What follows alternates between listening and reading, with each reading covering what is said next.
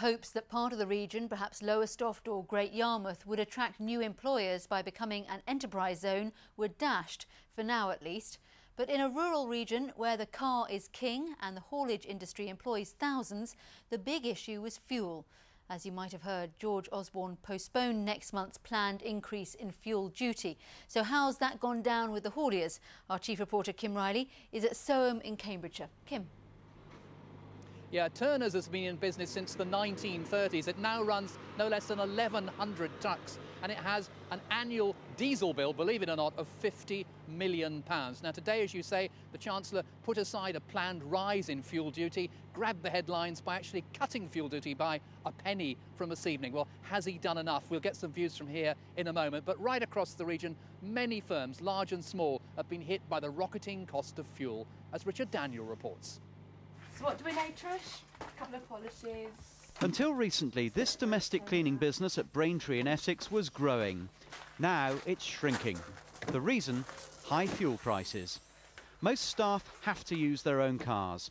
They earn £7.25 an hour. Some people will think, well, is it, worth my while turning up for work each day? Am I losing money paying the petrol prices? You've got to, weigh up the pros and the cons. Two members of staff recently did exactly that and left. Well, it has affected the business because obviously the ladies go out in their own vehicles.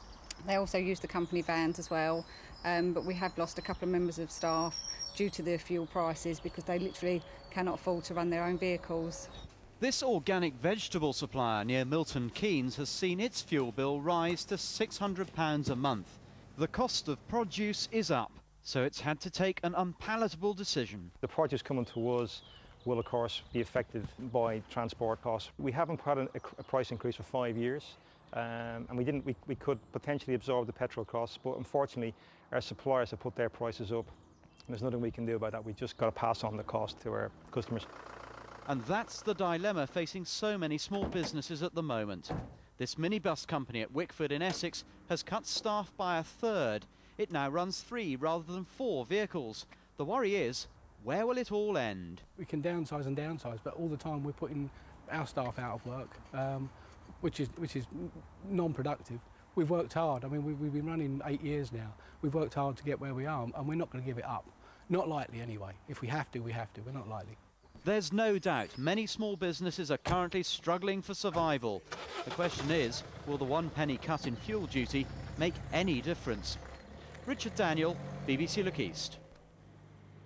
Well, back here at Turner's, Paul Day is the managing director. I mean, what marks do you give the Chancellor? And I mean, are you feeling pretty good about what he's done?